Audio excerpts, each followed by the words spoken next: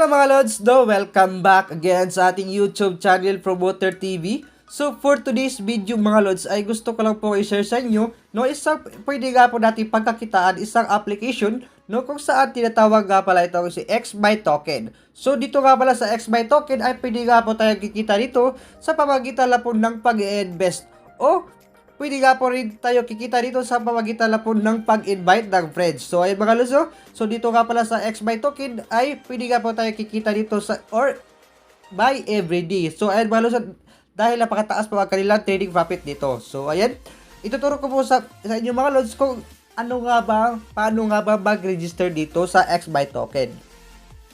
So ay po mga Lods, nandito na po tayo sa ating registration account kung saan pwede nga po tayo via email or phone number. So ayan, lagay lang po ating email address dito or dito po pwede rin po phone number at select lang po which country you are.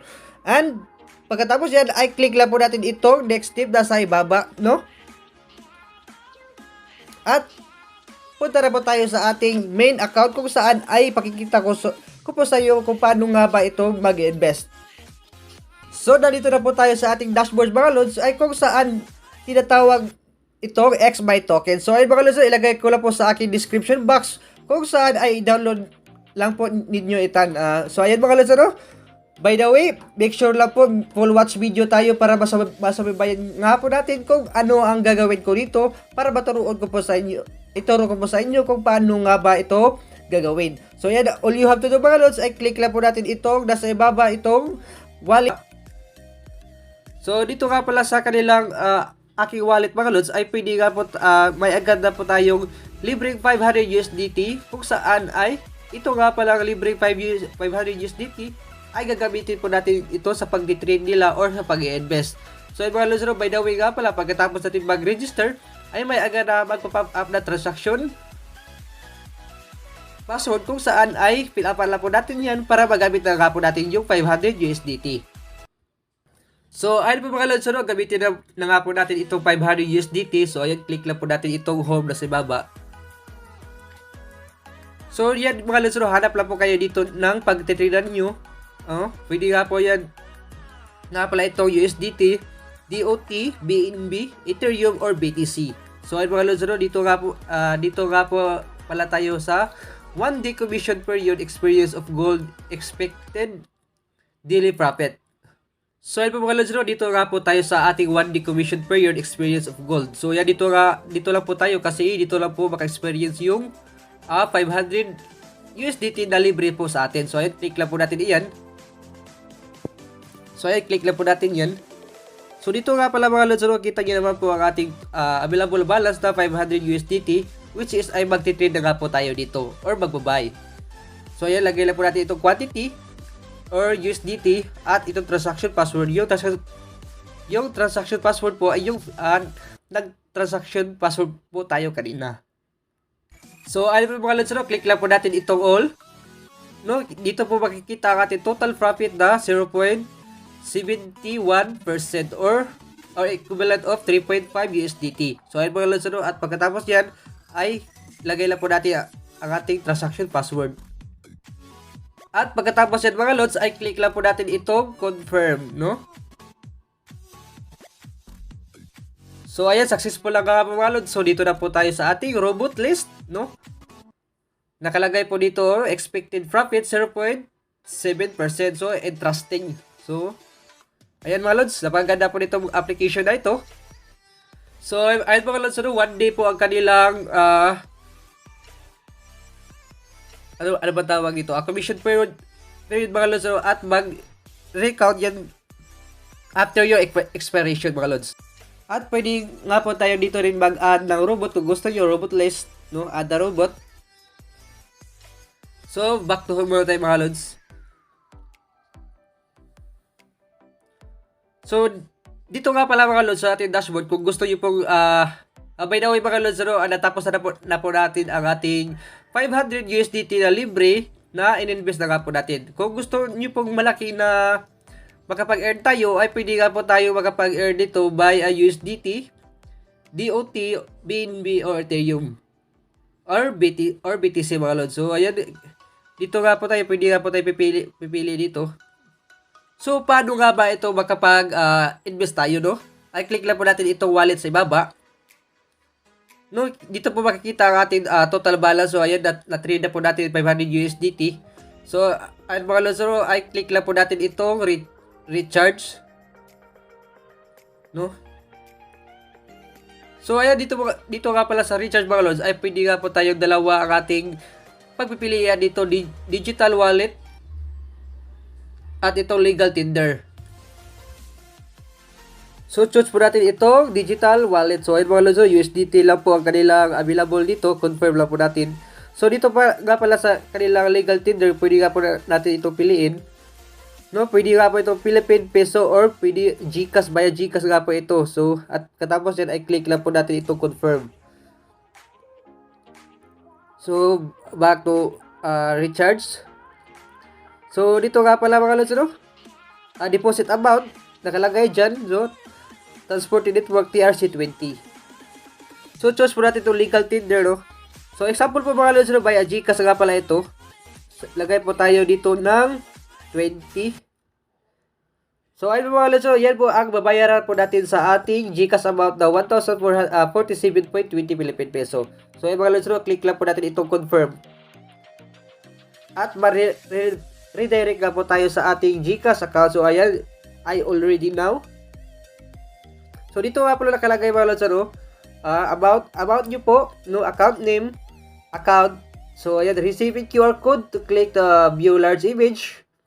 So, ayan, at lagay lang po natin itong please enter your 13-digit GCash order number. So, ayan po, mga lods, ano, lagay lang po natin ang ating GCash number dyan. Or, by the way, mga lods, hindi pala mga lods, ano, o reference number. So, mga lods, ano, meron nga po sila ito step by step. So, ayan, sundin lang po natin ito. So, send money, express send,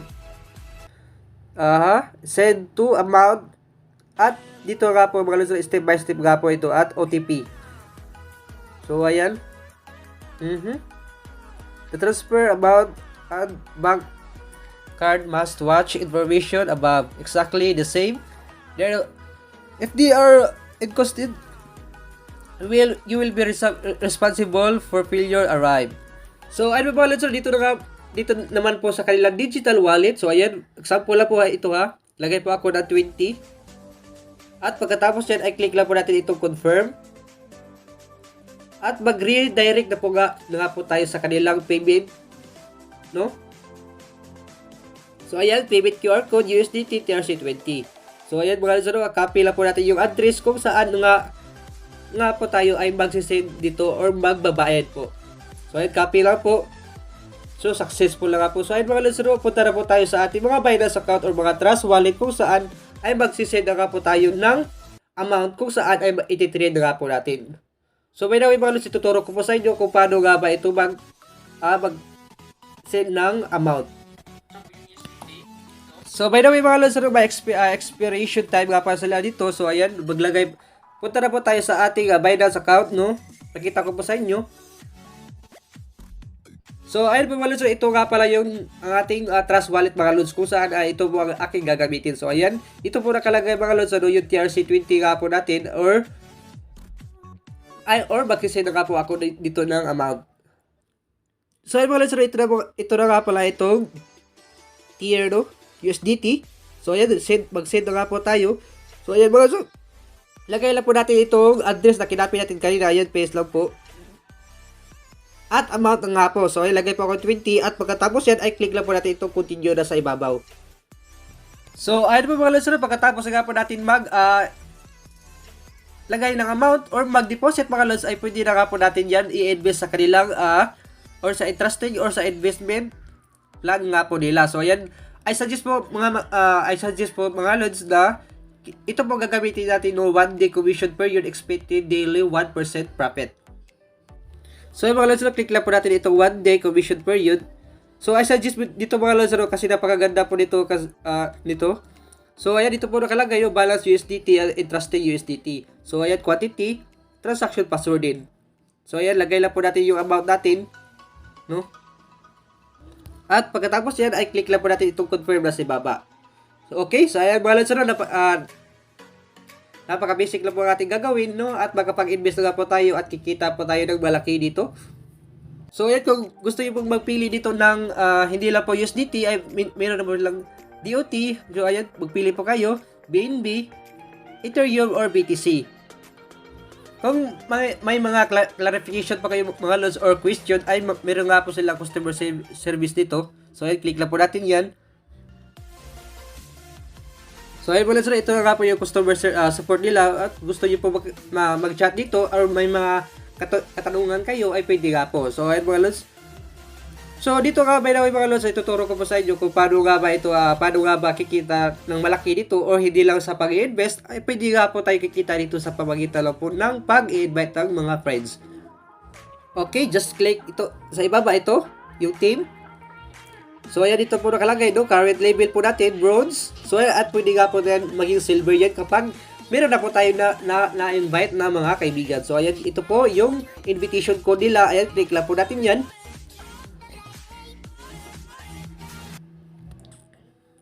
So, ayan po mga lods, dito po nakalagay sa ating, or pwede nga po natin ibahagi sa ating mga kaibigan yan or mga kapamilya ang ating invitation code or link. Ayan, nakalagay po invitation code at itong invite friends or register link. So, ayan po, pwede nga po yan into WhatsApp, SMS, or email. So, sa message. So, ayun mga lods, napakaganda po nitong application na ito. So, ayan, enjoy your tertiary trading benefits, share benefits. 3, enjoy level 4 to 10 trading benefits, share income up to 10. So, may mga lods, hindi lang pa ito sa WhatsApp, pwede nga pa ito sa TikTok, Facebook, no, YouTube, at any kind of platform social media. So, ayun mga lods, napakadali lang po makipag-invite ng ating friends. So, by the way mga lods, kung gusto nyo pong makapag-withdraw dito, ay napaka-basic lang po. So, ayun, ituro ko po sa inyo kung paano nga ba makapag-withdraw dito. Ayan, click lang po natin itong wallet sa ibaba.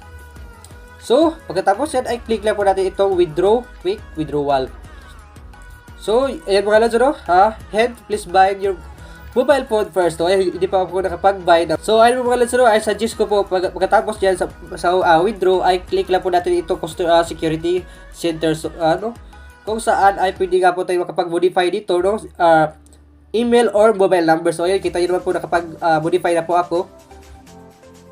So, ayan, click lang po natin modify transaction password. So, ayan, napaka-basic lang po. Transaction password, confirm password, at pagkatapos yan, ay click lang po natin itong next step. Mobile number. So, ayan, click lang po natin din.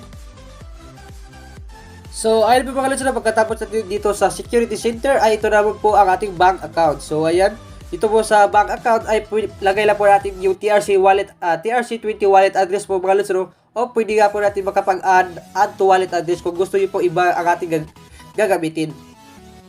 At pagkatapos nga po natin dito sa bank account mga lods, ay pwede nga po tayo makapag-withdraw, no? So, ayan, click lang po natin itong withdrawal.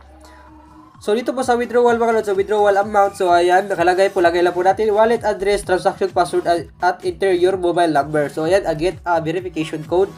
So, ayan, pwede nga po tayo pumili dito, USDT or USDT lang pala ang pwede dito. So, ayan mga lods, yan lang po ang video natin for today. So, ayan, don't forget to like, to subscribe my channel, Earn TV, and God bless. Maraming salamat po. At don't forget pa, may pa-giveaway nga po tayo mga lods, no? Via GCash method. So, ayun mga lods, by the way, ito pa nga pala kung gusto nyo pong makontak ito at follow itong social media nila na XBuy Token sa FB page. So, mga lods, at ilagay ko lang po sa description box ang mga contact us nila sa YouTube, TikTok, Telegram, at any kind of social media platform. So, ayun po mga lods, thank you watching ulit, and God bless po.